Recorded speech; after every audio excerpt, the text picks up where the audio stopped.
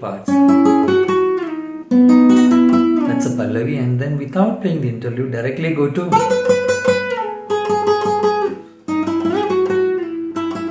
Here is the reason. When we are starting to play, momentum is important.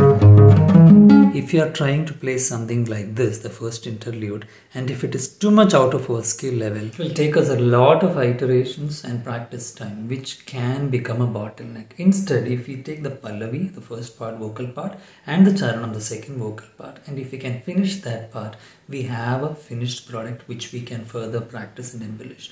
While doing that, we can attempt the first interlude, then the second interlude, and then the flute part. So any song, have a look at which parts are more difficult. Keep them for later, because our intention is also to practice and to have a final product to perform.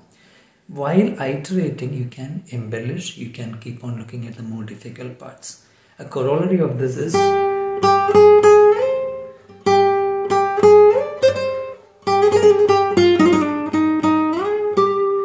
the slight hammer-on pull of parts can be difficult, especially in the beginning.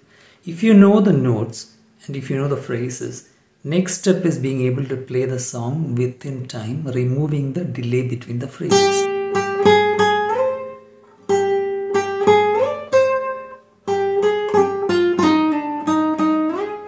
See, I still included the slides, but I removed the hammer-on pull of units.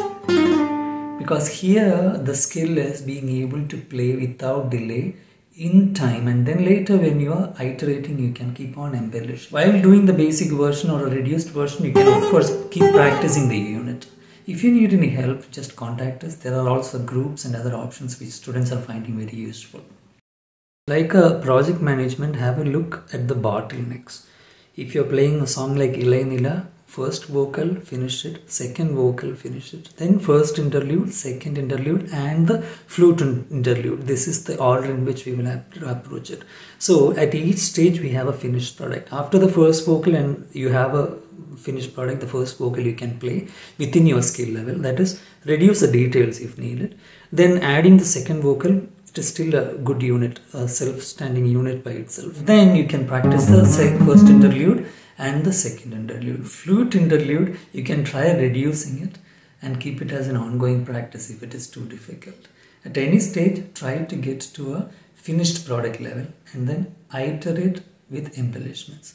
The example I showed was with Snehithan, where we reduce the details so that we can also practice playing in time. It's not enough to play the notes correctly or the phrases correctly. It's also important to have that feedback loop where we are trying to correct our playing based on how it is really meant to sound.